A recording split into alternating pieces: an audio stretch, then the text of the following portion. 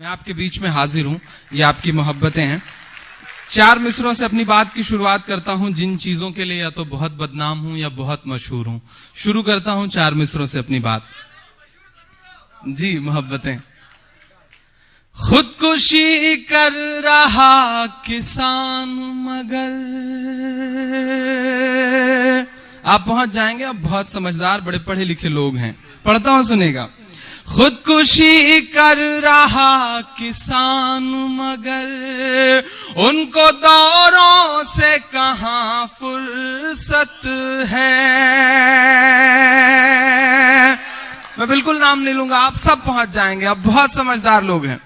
खुदकुशी कर रहा किसान मगर, अजीब अजीब मंजर देख रहा है ये देश। एक प्रधानमंत्री मिले थे, साइलेंट मोड पर थे। एक साहब हैं फ्लाइट मोड पे रहते हैं, नीचे ही नहीं उतरते हैं जमीन में। और कभी कभी तो मुझे हैरत होती है कि सोशल मीडिया पे उनकी ऐसी भी तस्वीरें शेयर होती हैं कि वो दूरबीन लेकर के तलाश रहे हैं कि दुनिया में कौन सा मुल्क बच गया है जहां जाया जा सके। और अगर यही रफ्तार रही तो कुछ दिनों में कुछ नए मुल्क बनाने पड़ेंगे उनके घूमने के लिए। मतलब कमाल, अल्लाह कमाल के इंसान है। पढ़ता हूं, सुनिएगा। खुदकुशी कर रहा किसान मगर, उनको दौरों से कहां फुर्सत है। जी तो कहता है चीख कर कह दूं, जी तो कहता है चीख कर कह दूं, ऐसी सरकार तुझ पे लानत है। ऐसी सरकार तुझ पे लानत है। और कितना अभिमान कर रहा है वो, कितना अभिमान कर रहा है वो, सब पे एहसान कर रहा है वो, सब पे एहसान कर रहा है वो। देश डूबा है कर्ज में लेकिन, देश डूबा है कर्ज में लेकिन, दान पर दान कर रहा है वो, दान पर दान कर रहा है वो, दान पर दान कर रहा है वो। बहुत शुक्रिया, बहुत मोहब्बतें। पीछे अभी भी जो खाने पीने का सिलसिला चल रहा है, अगर हो सके तो प्लीज उसे बंद कर दें, क्योंकि हम उत्तर प्रदेश के लोग हैं, खुद भूखे हों तो जल्दी किसी को खाते पीते नहीं देख पाते। ये एक बहुत बड़ी दिक्कत है। अच्छा, ये सच है कि मैं भूखा हूं, तो मुझे लग रहा है कि पीछे कोई खाता रहे और मैं यहां चिल्लाता रहूं तो अच्छा नहीं रहेगा। बेहतर होगा कि वो सिलसिला बंद कर दिया जाए। और इधर से रशीक साहब और शकील साहब, अंदलीब साहब, इन सारे लोगों, जिया साहब, इन सारे लोगों की मोहब्बतें आपके बीच हाजिर हो। 4 मिसरे और पढ़ता हूं। एक अजीब दौर है, आप लोग तो बड़ी मुकद्दस जगह हैं। हम जहां थे पिछले दिनों, अल्लाह ने जरा सा जमीनों में हलचल सी भेजी, पूरी दुनिया कांप सी उठी। लेकिन ये दौर ऐसा है कि हम ऐसी खबरों को भी सोशल मीडिया पे, व्हाट्सएप पे, फेसबुक पे चटखारे लेकर के भेज रहे हैं, शेयर कर रहे हैं लोगों से। मैं 4 मिसरे पढ़ता हूं कि पहले आता था अब नहीं आता, पहले आता था अब नहीं आता, पहले आता था अब नहीं आता, डर में भी याद रब नहीं आता, डर में भी याद रब नहीं आता। कांपती है ज़मीं गुनाहों से, कांपती है ज़मीं गुनाहों से, ज़लज़ला बेसबब नहीं आता, ज़लज़ला बेसबब नहीं आता। जलजला बेसबब नहीं आता। बहुत शुक्रिया, बहुत मोहब्बतें। ये जो कुदरत की मार है जी, ये जो कुदरत के इशारे हैं, हम समझना नहीं चाहते या समझ नहीं पाते। मैं 4 मिसरे पढ़ता हूं और इसे सियासत से जोड़ने की कोशिश करता हूं, और अगर लगे कि मैं अपने तेवर तक आ पाया हूं तो आप सबकी मोहब्बतें मिले। बीच में जो कुछ बच्चे टहल रहे हैं, मैं गुजारिश करूंगा भाभियों से कि इन्हें चुप करा लें, इन्हें बिठा लें अपने पास। हालांकि बच्चों को चुप कराना मुश्किल होता है, लेकिन आप अपनी पर आ जाएं तो बच्चों के बाप चुप हो जाते हैं, तो बच्चों की क्या बिसात है। तो बेहतर होगा कि इन्हें अपने पास बिठा लें। और माशाल्लाह, अच्छा, आज के दौर में भाभियां भी इतनी समझदार हो गई इदरीस भाई, कि वो रशीक साहब जैसे एक इंसान के पास एक अनजान नंबर से कॉल आई, हेलो कौन बोल रहे हैं? तो इन्होंने अपना नाम बताया, बोले आपकी बीबी हैं? बोली नहीं नहीं, मेरी बीबी तो नहीं है। तो उसने कहा अच्छा, नास पीटे में शाम में घर आ रही हूं तो बताती हूं मैं तुम्हारी बीबी ही बोल रही हूं। रशीक साहब डर गए। 2 घंटे बाद फिर एक अनजान नंबर से कॉल आई, बोले हेलो कौन बोल रहे हो? फिर उन्होंने अपना नाम बताया। बोले अच्छा, मैं तुम्हारी गर्लफ्रेंड बोल रही हूँ। तो बोले अच्छा, मैंने सोचा मेरी बीवी बोल रही है, मैं इसलिए डर के मारे नहीं बोल रहा था। तो उसने कहा, फिर कहा अच्छा, नास पीटे में घर आती हूँ तो बताती हूँ मैं तुम्हारी बीवी ही बोल रही हूँ। तो ये भाभियां भी बड़ी समझदार हो गई हैं माशाल्लाह। गुजारिश है कि बच्चों को बिठा ले। मैं 4 मिसरे पढ़ता हूँ। ये कुदरत की मार, ये कुदरत के इशारे, समझने वाले समझ रहे हैं, बड़े सलीके से समझ रहे हैं। पढ़ता हूं, सुनेगा। कि तेरी शोला बयानी से ज्यादा कौन समझेगा। अभी तक सारे लोग मुशायरे के मूड में नहीं आए, थोड़ी देर मतलब उस मूड में आ जाइए। बहुत दूर का सफर तय करके हम आपके बीच में आए हैं, इतना लंबा सा सफर। और शकील साहब ने ऐसी फ्लाइट चुनी कि सफर कर रहे थे, आखिरी सफर कर रहे थे, पता भी नहीं चल पा रहा था, लेकिन फिर भी आपके बीच में हाजिर है। तो थोड़ा सा और बेदार हो जाएंगे तो मेरे बाल बच्चे पल जाएंगे जो भी पैदा नहीं हुए हैं। पढ़ता हूं, सुनेगा। थोड़ा सा एक बार सारे लोग मूड बनाए, मुशायरे का माहौल बनाए। एक बार जोरदार ताली बजा करके मुझे हुक्म दे। मैं पढ़ता हूं। कि तेरी शोला बयानी से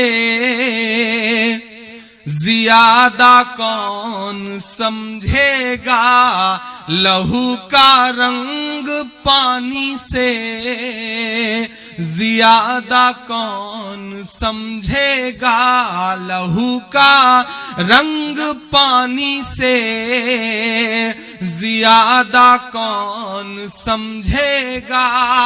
आज कुदरत की लाठी में कहां आवाज होती है। अब मिसरे सच्चे लगे तो बताए मुझे सुनकर के दम्माम।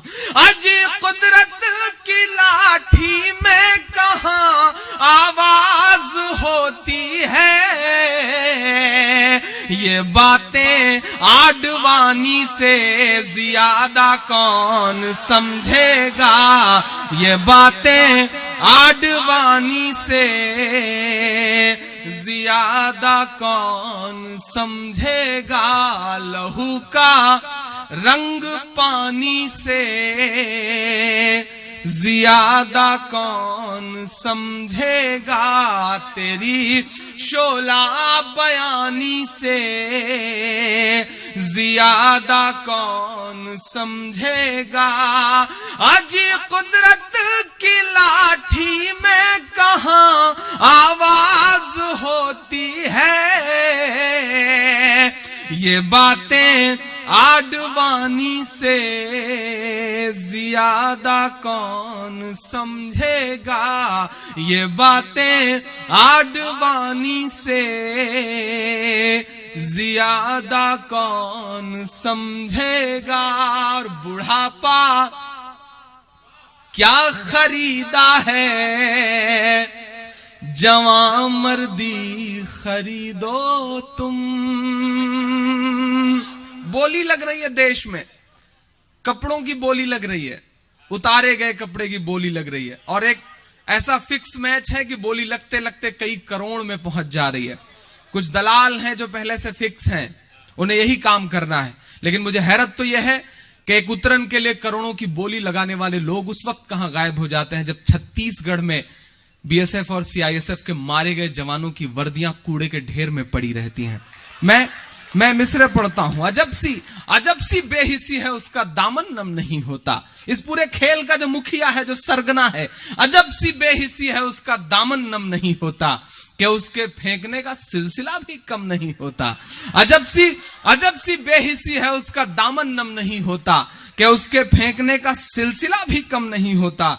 जो कल तक कुत्ते के पिल्लों का भी मातम मनाता था, जो कल तक कुत्ते के पिल्लों का भी मातम मनाता था, उसे अब सैनिकों की मौत पर भी गम नहीं होता। उसे अब सैनिकों की मौत पर भी गम नहीं होता।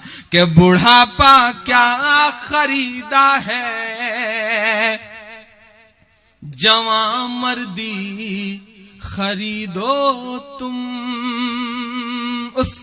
उस कारोबारी के नाम जिसने पता नहीं उसमें कौन से सुरखाब के पर्दे देख लेके करोड़ रुपए लगाए, 4 करोड़ समथिंग, मैं उसके नाम में मिसरे करता हूं कि बुढ़ापा क्या खरीदा है, जवां मर्दी खरीदो तुम।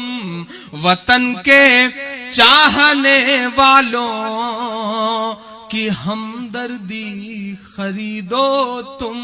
वतन के चाहने वालों की हमदर्दी खरीदो तुम। सियासी शख्स की उतरन को लेने से तो बेहतर है, अब छू जाए बात तो मेरा साथ देना।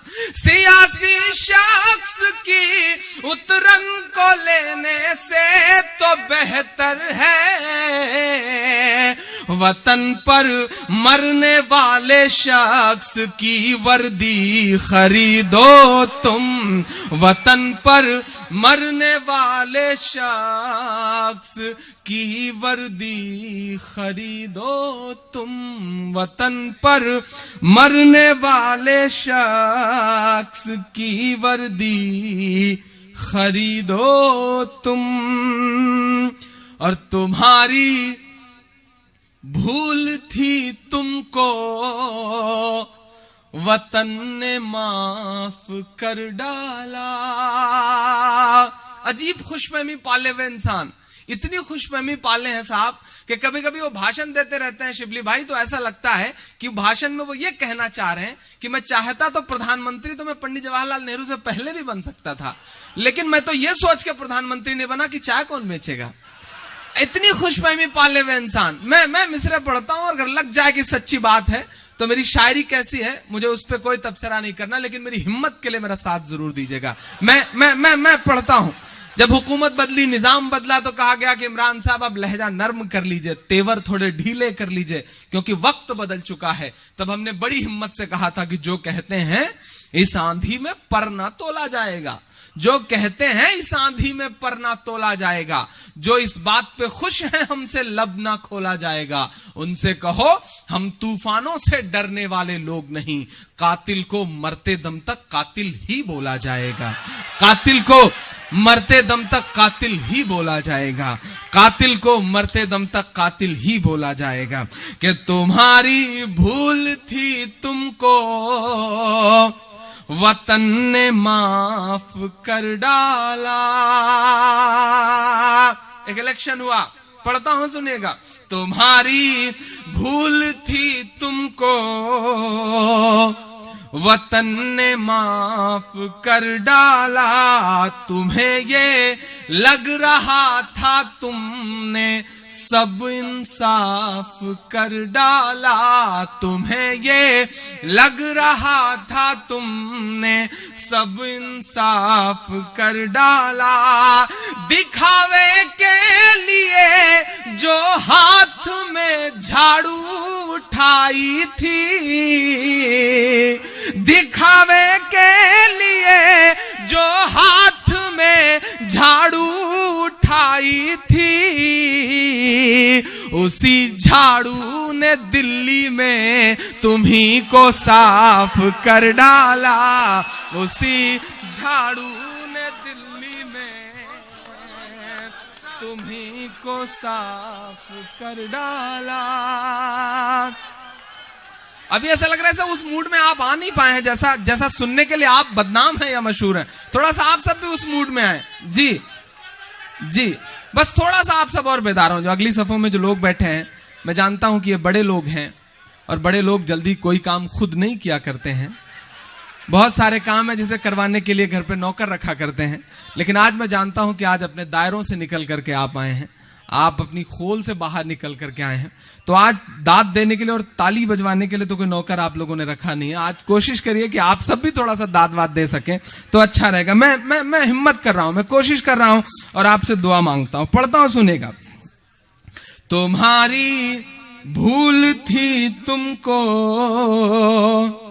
वतन ने माफ कर डाला, तुम्हें ये लग रहा था तुमने सब इंसाफ कर डाला, तुम्हें ये लग रहा था तुमने सब इंसाफ कर डाला। बहुत बदल रहा है बिहार माशाल्लाह। ये बैनर देखिए, इसे देख के लगता है कि वाकई बिहार कितना बदल रहा है।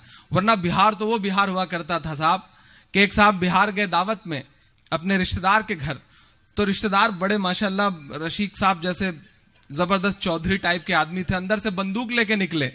रिश्तेदार को देखते ही हवा में 2 फायर किया, तो वो रिश्तेदार डर गया, बोला चौधरी साहब ये क्या कर रहे हैं? बोले कुछ नौकर को 2 चाय का ऑर्डर दे रहा हूं। तो ये बिहार हुआ करता था माशाल्लाह। लेकिन बिहार बदला कितना है। बिहार के बदलने के नाम एक बार जोरदार ताली बजाए। अल्लाह करे ये बदलाव आगे भी दिखाई पड़े। और मैं सैल्यूट करता हूं जनता परिवार को जो मिल करके लड़ने की एक मुहिम उन्होंने शुरू की है। अगर अगर अगर अगर इस आंधी को आपने बिहार में रोक लिया तो इंशाल्लाह उसके बाद आंधी जो है वो हवा में तब्दील हो जाएगी। ये वादा है आप लोगों से। लेकिन बिहार को थोड़ी सी ताकत दिखानी पड़ेगी। दिल्ली ने फैसला कर दिया है, बिहार उस पर मुहर लगा दे तो इंशाल्लाह उत्तर प्रदेश जो है वो ताबूत में आखिरी कील होगा। ये वादा कर रहा हूं। पढ़ता हूं, सुनेगा। तुम्हें ये लग रहा था तुमने सब इंसाफ कर डाला, तुम्हारी भूल थी तुमको वतन ने माफ कर डाला। दिखावे के लिए जो हाथ में झाड़ू उठाई थी, उसी झाड़ू ने दिल्ली में तुम्ही को साफ कर डाला, उसी झाड़ू ने दिल्ली में तुम्ही को साफ कर डाला।